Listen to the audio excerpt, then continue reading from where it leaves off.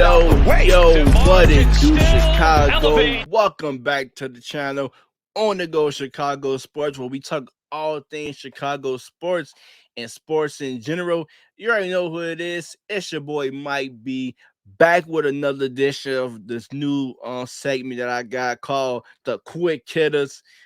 Basically, the Quick Hitters is I take a few topics that I see throughout the week, put them in one video, just go over each topic. So yeah, thank you guys for tuning in. I will be down in the comment section commenting with everybody who got something to say about these topics. I'm loving all the opinions that I get from everybody. So today's topic we got is, should the Bulls trade away pick 18th? It's been rumors that the Bulls are looking to part ways for the number 18 pick to probably go out and get a veteran, but they can only make a trade on the on draft day. Another topic for the Chicago Bulls is it been links that center Mitchell Robinson and Rudy Gobert has been linked to the Bulls. We go over on that. Darnell Mooney got a little interview with a guy named, I want to say if I pronounce his name, uh Eason Kazim.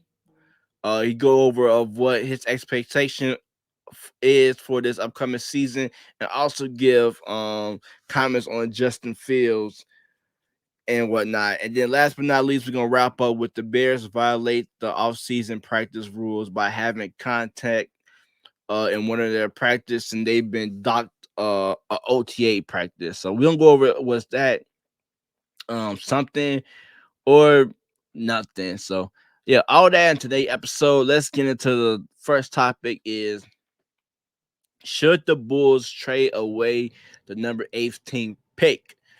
And if me personally have to answer that question, which I'm going to answer that question, give you my honest truth. I don't believe this rumor.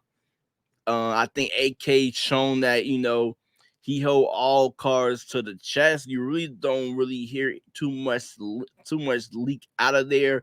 Probably we only thing you probably knew for sure that they was really high on Lonzo Ball because they were going to trade for him at the trade deadline. That did not fall through.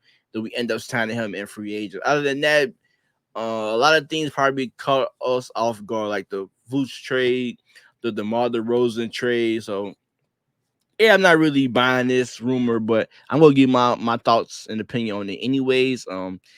If I'm the Bulls, I would not trade this 18 pick unless I can package up something to go out and get a guy that can tremendously help this roster. Um, I think we might. It's a chance we might get Portland first round pick next year. I think our first round pick goes to Orlando, I believe.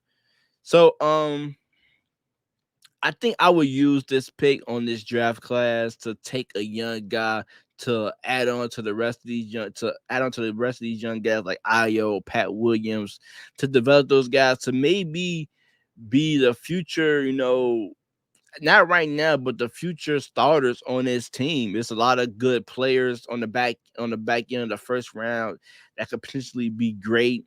We seen AK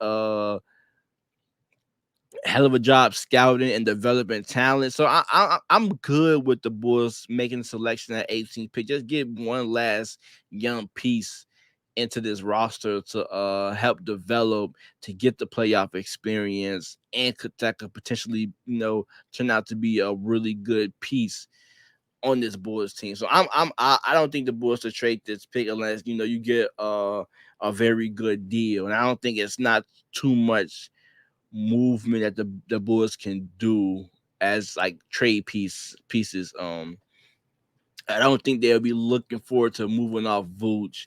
Maybe you can. I think the only trade piece we have is maybe Kobe White and the 18th pick. And I don't know how much you can get with just those two. Um, Next up, we got Mitchell Robinson and Rudy Gobert being linked to the Bulls. It's another rumor that I'm really not gonna go all the way and believe. But I do believe Mitchell Robinson will get a call from the Bulls. I don't think Rudy Gobert to the Bulls is really possible because Not saying Gobert is a bad player, just that contract and how much we got to give to get Rudy Gobert back. I think one trade scenario I seen was Vooch, Pat Williams, and Kobe White to Utah, and I think that's way too much for a guy like Rudy Gobert, who you can get. You can find a guy like that cheaper, like Mitchell Robinson. You can get him for cheaper without giving them any asset. So, yeah, I think Rudy Gobert is a long shot.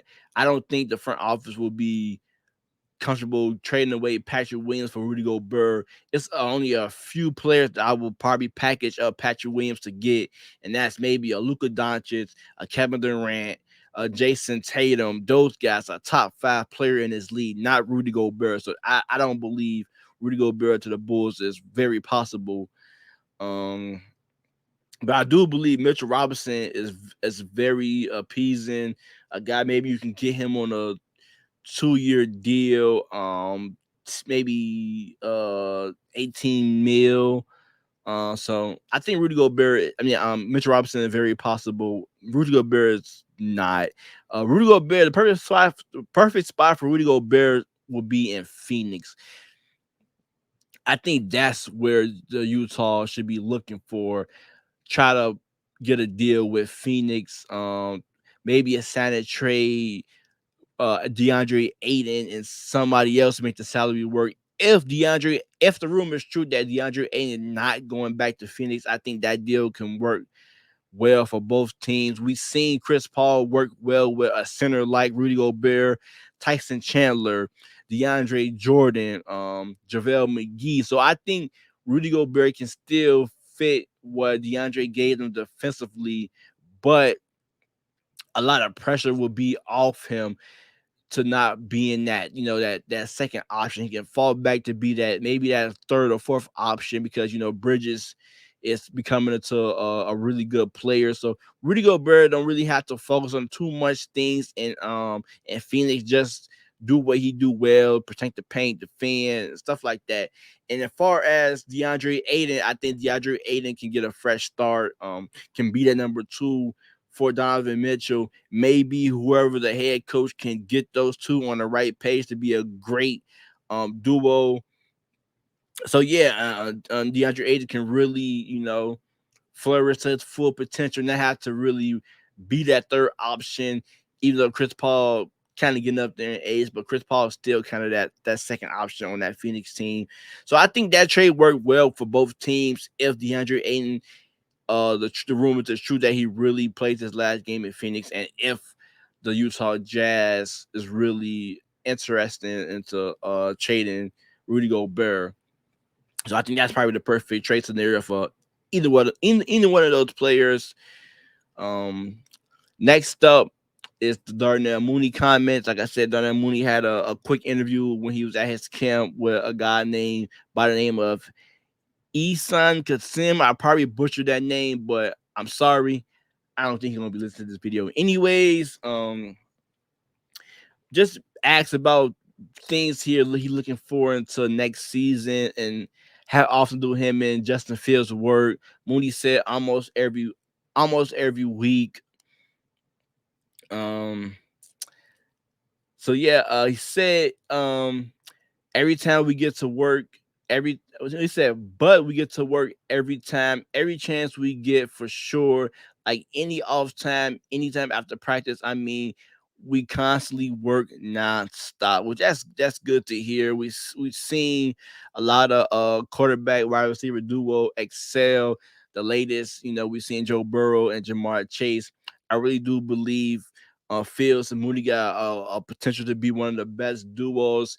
We even seen flashes of those two last year in an offense that was so held back by Matt Nagy. We still saw Mooney and Fields make some really great plays. Like those two probably was, like, if you put together a highlight film of Chicago Bears season of last year, you will probably see Justin Fields and Darnell Mooney a lot, because they had a lot of great plays together. So that's why I think those guys will still, work off what they did last year, and then being a new system that's probably built around their skill set will be even more better.